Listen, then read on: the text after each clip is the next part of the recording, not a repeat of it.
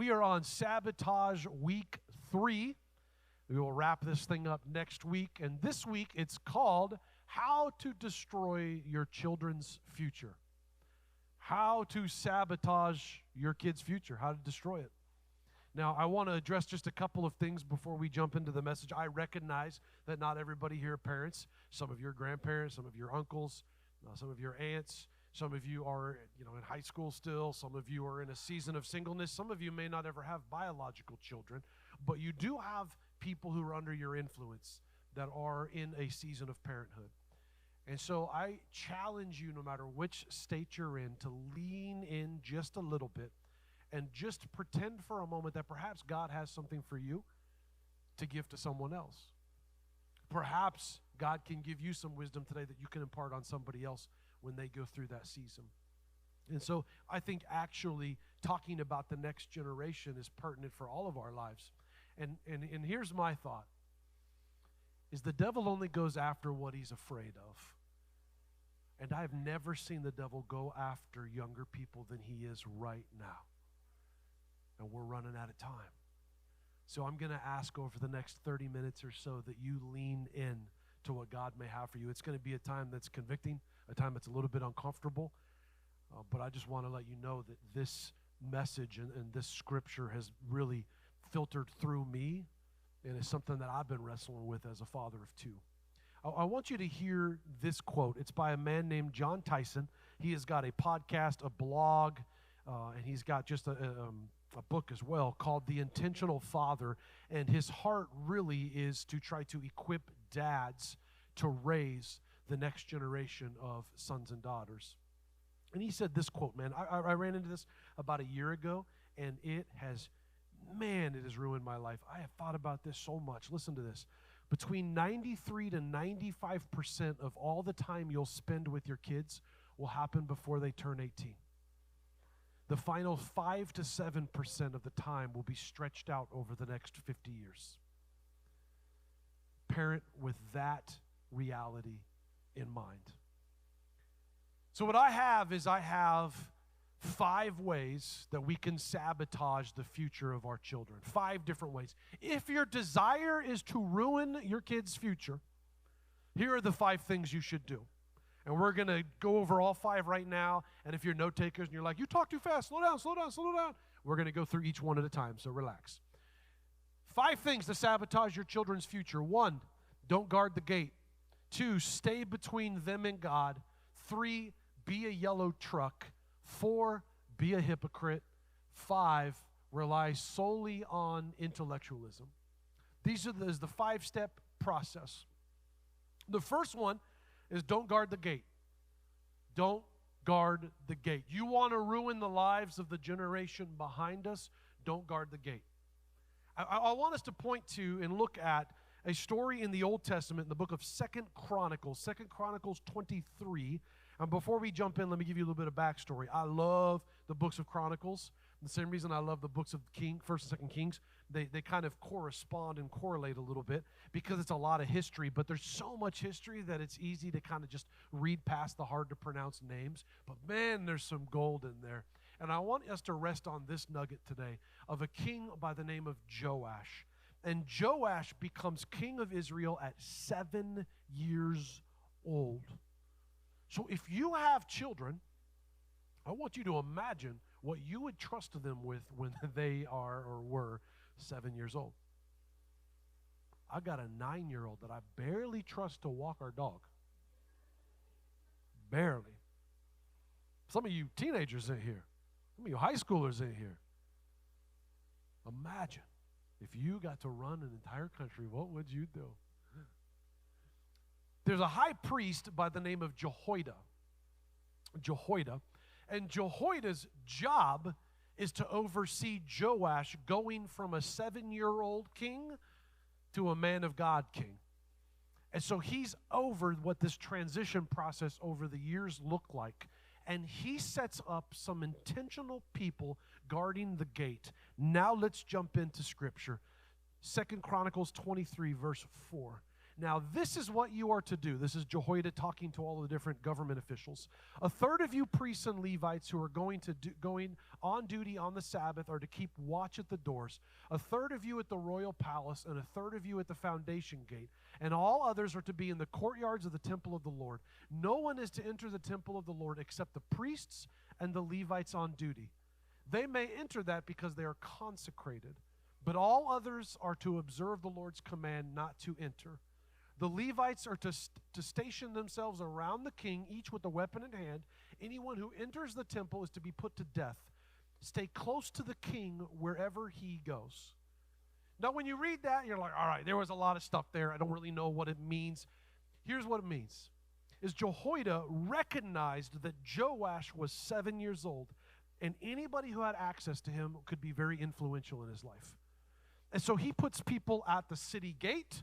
So when you would enter a city, there would be people at the gate, and they would say, what is your business here? Then he puts people at the temple court, into the throne room, and even around the throne with a weapon. So he puts layers of defense as to who would have influence and access to a 7-year-old, because he knows that he's not ready yet for all of the different people that would want to have influence over him. So what does this look like for you and I and kids? I think we need to be a lot more intentional to guard the gate. See, our tendency is and I still don't understand it, that we allow anybody and anyone to have influence over our children. We hand them cell phones that we don't filter anything, we don't observe it, we don't. Why? Because they want one? We don't guard the gate. And I know what you're thinking. You're thinking just the sexual things that they'll find on the internet, and that's a huge part of it. But also it's the people who have influence over their mind, the YouTubers, the people who have blogs, the people that talk, the people that have all of this influence to warp their mind when they're not ready for it yet. Why do we do this? I don't think any of us wake up in the morning and say, I'm going to ruin my children's future today. That's what I wanted to know. I think it's because we don't take it nearly as serious as the devil does. And we're not nearly as intentional as we need to be. And I'm hoping that over the next 25 minutes, this isn't to make you feel bad, but this is to refocus us on what our purpose is. Chapter 24, verse 1, listen to this. Joash was 7 years old when he became king, and he reigned in Jerusalem 40 years. His mother's name was Zibiah, and she was from Beersheba. Joash did what was right in the eyes of the Lord all the years of his life. Is that what it says? All of the years that Jehoiada was priest. That should let you in as to what the problem is with number 2. Point number 2. If you want to sabotage your children's future, stay between them and God. Here's the problem. Jehoiada did a great job of guarding the gate.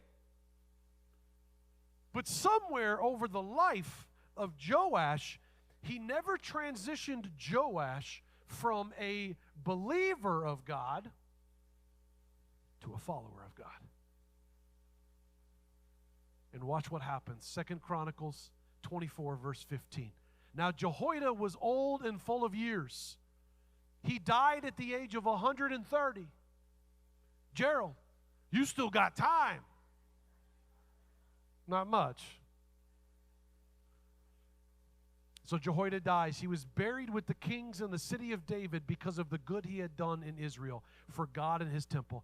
After the death of Jehoiada, the officials of Judah came to pay homage to the king, and he listened to them.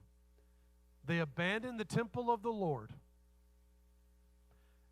the God of their ancestors, and worshipped Asherah poles and idols. Because of their guilt, God's anger came on Judah and Jerusalem, although the Lord sent prophets to the people to bring them back to him. And though they testified against them, they would not listen. So what we see right here is that Joash followed God until Jehoiada was gone. Why? Because when Jehoiada was gone, God was gone. And this is something we need to be aware of with our influence over young people, is somewhere where it's age appropriate, we need to take them And instead of saying, I'm going to tell you what God says, we say, here, it's your turn to have a relationship with God. We say this verse all the time, and we quote it, train up a child in the way they should go, and when they're old, they will not depart from them, right? We say that, but we forget the word train. And training takes intentionality. Training takes consistency. Training's not easy. What does it look like to train? Well, let me start off by telling you what it is not. It's not spending time with them. I'm going to put this up on the screen because I want you to see it. Spending time with them does not equal training them in the Lord. I want you to spend time with your kids, but you understand the fact that I bring my kids to that God-forsaken place called Chuck E. Cheese doesn't mean I'm training them in the Lord. With the creepy animatronics and one eyeball doesn't work, and I'm like, let's get out of here. This pizza's $30 a piece.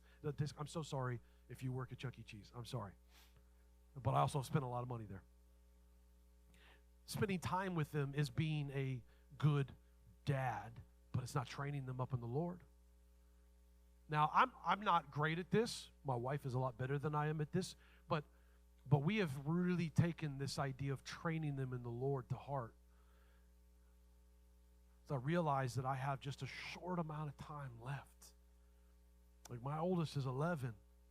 I'm already on the downward slope of my time of influence with her. So she's downstairs right now in the middle school class. So she's getting spiritually fed. First service, she was serving in the kids area. Some of you have probably seen her in there. Why? Because I want to train them that they are to serve. They're not here to be served. My 9-year-old was the same way. I mean this in the nicest way possible. For some of you, my 9-year-old is doing more for the kingdom of heaven in this church than you are. My kids tithe. In fact, they already remind me sometimes when they get money, like, Dad, no, I got to tithe this. And I'm like, oh, yeah, of course you do. Yes, absolutely. I didn't forget that. Why? Because I want to train them on what it looks like. We take it serious. We do devotions with them every morning. We pray with them. Because their lives are not worth me being too busy and comfortable to train them in the Lord. What's the best thing I can do is by the time they're out of my influence, that they're ready to go. Have you ever heard somebody say the phrase, man, I just don't know if I want to have kids and leave them in this world? I understand the point of that, but I do the opposite. I'm going to train and equip my daughters so that they can be a light when the world is the darkest for such a time as these. Point number 3. If you want to sabotage your children's future, be a yellow truck. Now, out of the 5 of these, this one probably sounds the most peculiar. And I want to show you this book. If we can put the slide up. If you have kids within your realm of influence under the age of 10, I cannot recommend this book enough. So some of you are like, well, I don't read books. Then what you're telling me is that raising your children isn't worth your time to learn how to raise your children. You're going to rely on your own understanding and knowledge. Great strategy. I told you there's going to be some shots fired today, but my life has been ruined the last 2 weeks as I've been marinating in this message. I cannot recommend this enough. That's by Pastor Danny Silk. Down here it says only on Audible. That's not true. There's just not a lot of quality control with my slides. It's me. Hi, I'm the problem. It's me. So anyways. And there's a whole chapter in his book called The Yellow Truck, if we can put this picture up here. And the yellow truck is this. It's this idea that you and I sometimes, we parent as if we're a yellow truck. The yellow truck smashes all of the other trucks. Now, some of you are going to think I'm talking about you over the next couple of minutes, but I'm not. I'm talking about me, actually. And this is how we parent sometimes is, I am the bigger truck, and through intimidation, because I am bigger than you, I am louder than you, I am stronger than you, and I pay the bills, you're going to do what I say. And what that does is it trains up other little trucks that one day they're going to become big trucks, and that's how they run their relationships. So I've got to be the biggest truck so that other people will listen to me. But then also what happens is Eventually, they grow up and they're bigger trucks than you are. Or eventually, the yellow truck isn't in the room anymore. So then what happens is that we elevate compliance over holiness. I have a quote from this book. It's a little bit long, but man, it's going to ruin your life. I read it so you don't have to if you don't want to. But listen to this quote. It's directly from this book. It is easy to mistake obedience for a good relationship. As long as the child is doing what you say, your relationship seems fine. The moment that obedience is threatened, the relationship is threatened. Therefore, in order for your children to be around you, they must become you. Rather than raising sons and daughters of the Most High King, we're raising little clones. Do you really want a little clone of yourself? The problem is that there's no real connection between your hearts and no mutual value for how your behavior affects one another. You can get compliance all day long in front of your face, but the second your children are out of your presence, they are no longer controlled by your core values. When your goal is to avoid punishment, then they have no real goal of protecting your heart. When they're away from you, the punisher is gone. But when my heart is connected to your heart, my decisions are designed to protect our relationship no matter how far out of my presence you are. See, the yellow truck represents Old Testament parenting. Here's a list of rules and regulations, and here's the punishment if you break those rules. And if you break those rules, here's what you need to sacrifice to be able to be right with God again. Jesus cared so much more about people's heart. And so the goal of this entire book is this idea of what if we parented as if the New Testament was the priority. Now, I'm not saying that we don't have rules and expectations and punishment and all of that, but what's the priority? My priority is the heart, and here's why. Entry-level faith, and it's at the entry, it has to be, is I don't want to go to hell. But at some point in time, you need to transition to I have a relationship with God. So now I don't sin, or I don't not sin, so I don't go to hell. I don't sin because I understand the effect of the relationship between God and I. And that's mature faith. My goal with my daughters is I don't want them to have to always ask me what to do. So that when they're 18, 19, and 20, they're not calling me or texting. I mean, who under 20 calls anymore, right? But I don't want them being like, Dad, I got $20. I kind of want to go here. What should I do with this? Dad, this person said this to me. Dad, should I do this? What I want is by the time they are out of my influence, I want them to know my heart so that they'll know this is what Dad would want me to do in this situation. But we can't do that if we're the yellow truck, because then our priority is compliance and obedience. Some of you were raised in a house that the priority was obedience and compliance above everything else. And how did that work for you? Number 4, you want to sabotage your children's future? Be a hypocrite.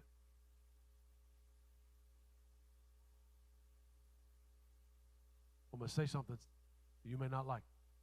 But why stop now?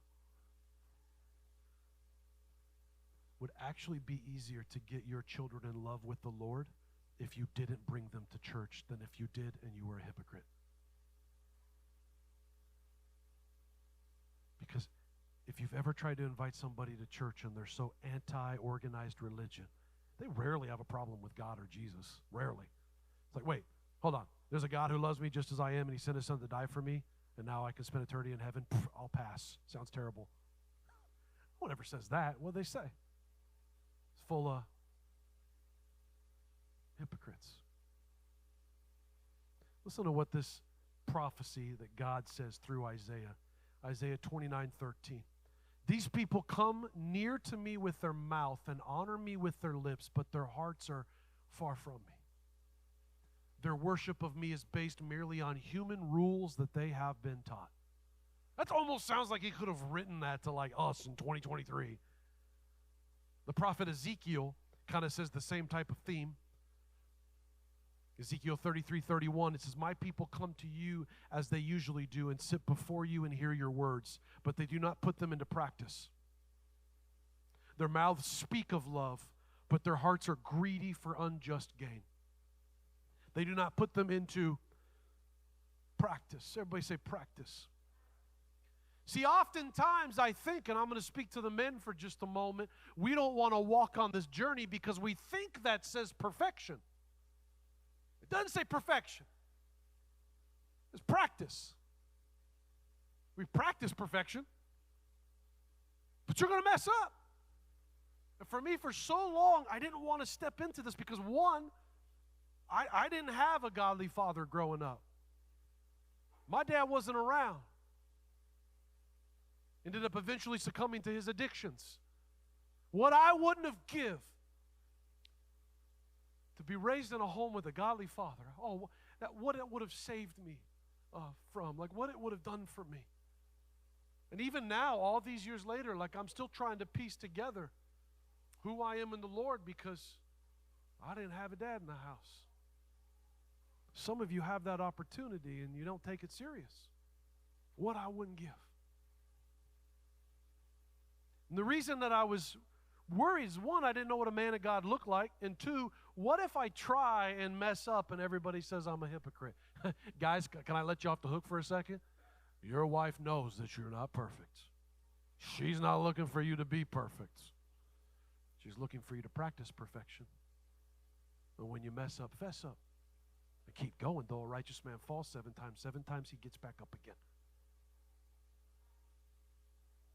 Some of you are saying, like, I'm not really a hypocrite. That's a very hypocritic thing to say. I don't even know if that's a real word. That's not Hippocratic. That's something different. Let me show you a couple of ways that we can be hypocrites without even knowing it. And I say we, it's communal language. You say church is important to your kids, but you don't make it a priority. You say you trust God, but you don't tithe. Hypocrite. You say nothing is impossible with God, yet you don't pray. You say God is always there for us, yet we stress and worry about everything. So we tell our kids, God is always there for us. He cares. But then you walk around in stress, fear, anxiety, and worry. And those are conflicting things to our kids. Well, if God has it, then why are you so worried about it? And you think you can hide things from your kids, but they see a whole lot more than we think they do. You know how I know? Because I saw a whole lot more in my house going on when I was growing up than my mom thought I did.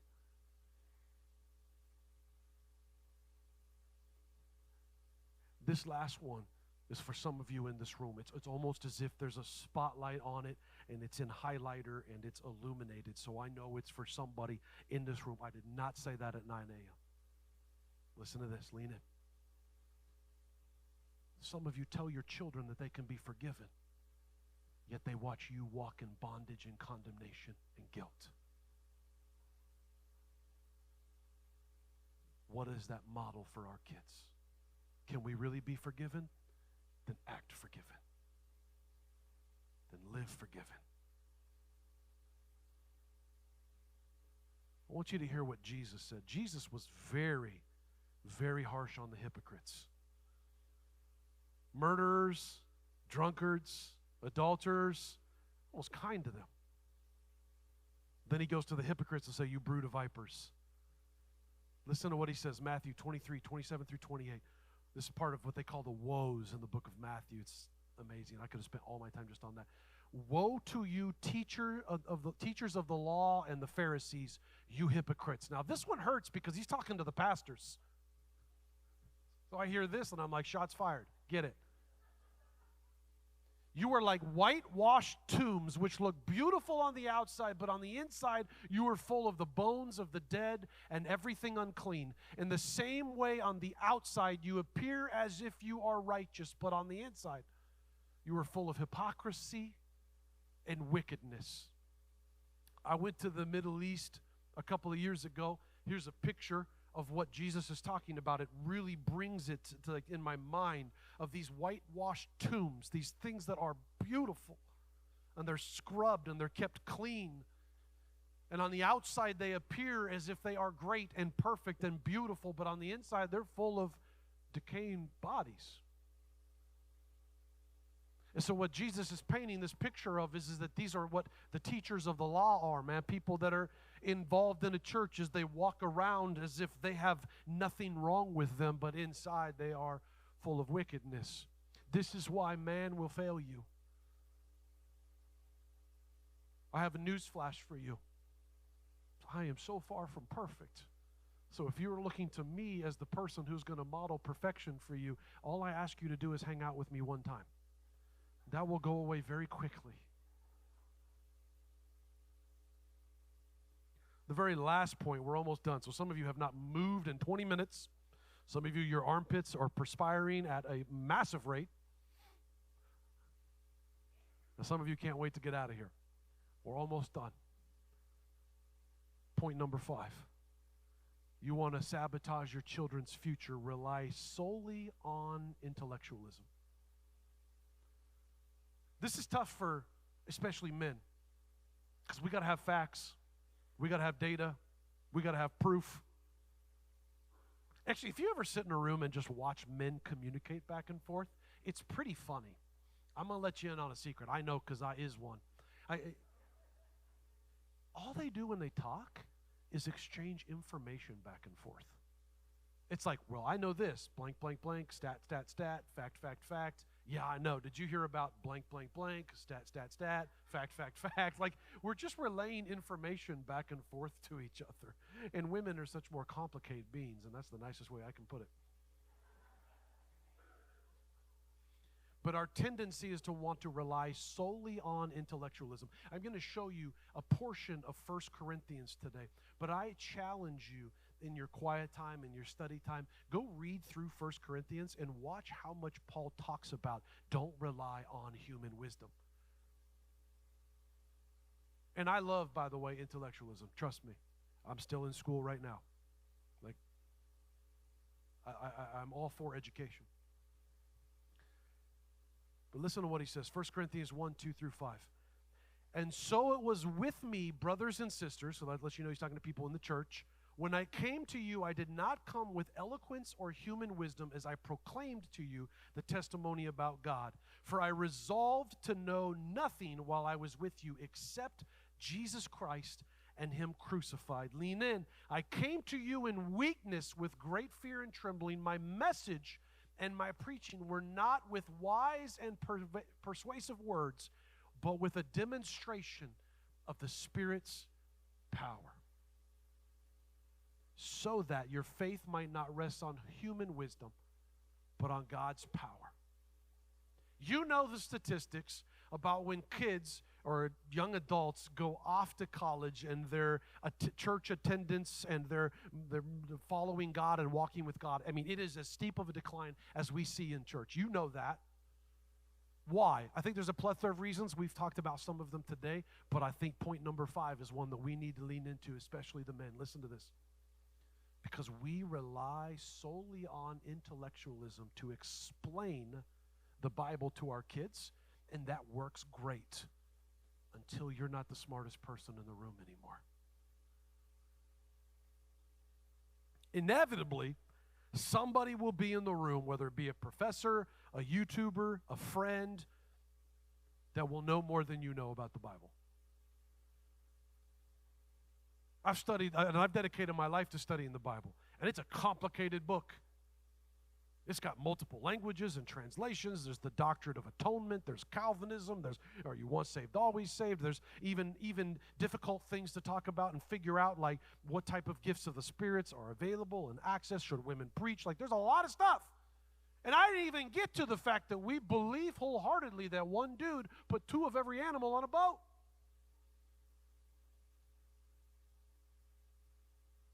So intellectualism works as long as you're the smartest person in the room. But as soon as you're not, inevitably there's somebody who's smarter than you. They've got all of their canned responses. They've studied it. And their sole goal is to show your children that the Bible is false.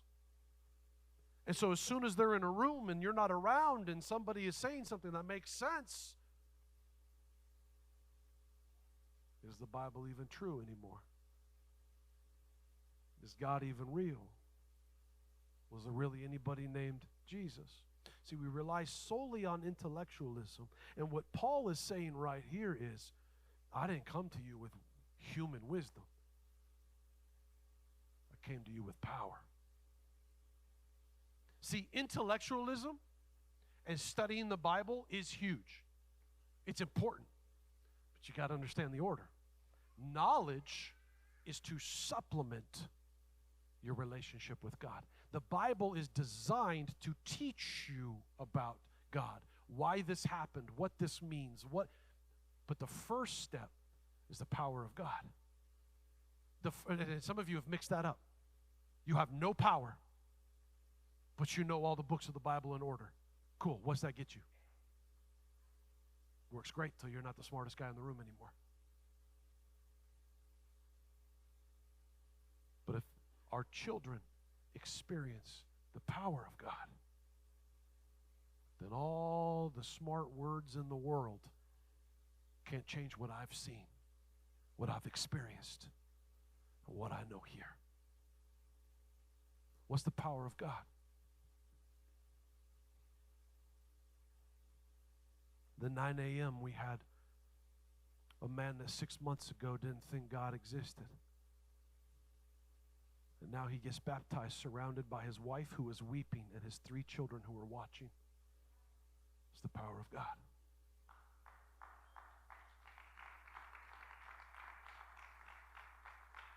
One of you in this room told me just a couple of years ago that you were wounded so deeply by church that you couldn't even crack open your Bible anymore because the PTSD from what you had been through was so severe.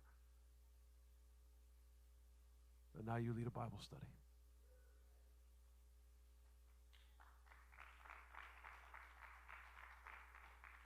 Do our children know the power of God?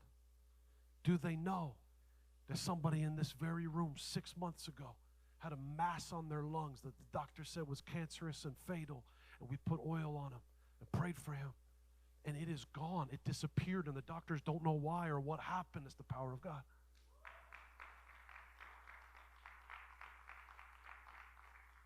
Why am I so passionate about this? Because we are running out of time. And I don't want the next generation to look back and say the generation before us was too busy and too cowardly to do anything about it. We're running out of time. Final verse, 1 Corinthians 4:20. For the kingdom of God is not a matter of talk, but of power. When we have baptisms, I tell my daughters about it.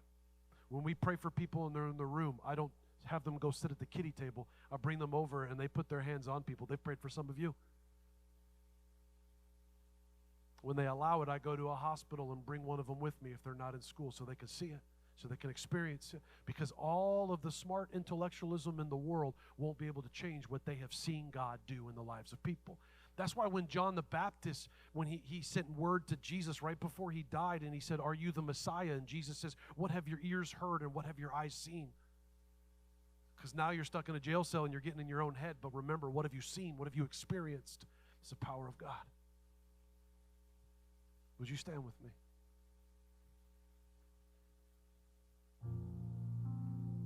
I want you to know this. The reason it's called the gospel is because that means good news. So I don't want you to leave here defeated about the time that you've wasted or the things you've done wrong. There's no purpose in that. I want you to leave knowing of the opportunity you have right now of who you have influence over. And I want us to recalibrate what's important to God and make it what's important to us. What's important to God isn't job, money, career, influence. What's important to God, the priority is always people. The currency is souls.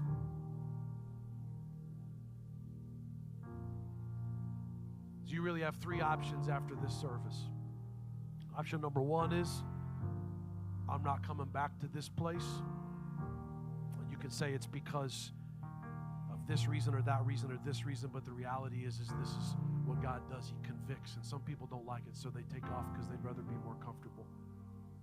That's just the truth. If I wanted you to like me, I would preach a lot different message than this, I promise you. But I care about you too much, and time is too short. Option number 2, you leave and talk yourself out of it. And go back to your busy life, your busy schedule. We go the same people, and we leave the same people, and we're not the victims of it. Kids are. Or, what if we walked out of here reminded of what's important, encouraged to grow, to practice perfection, to grow together, and we said we are going to be the generation that will be remembered when culture said one thing. We had the courage to stand up and say that is not of God. And that we can raise this next generation to be the greatest generation the world has seen, that God needs during a dark time to be the light of the world. What if? What if revival started in your home? What if it started here? It's going to cost you. It's going to require sacrifice.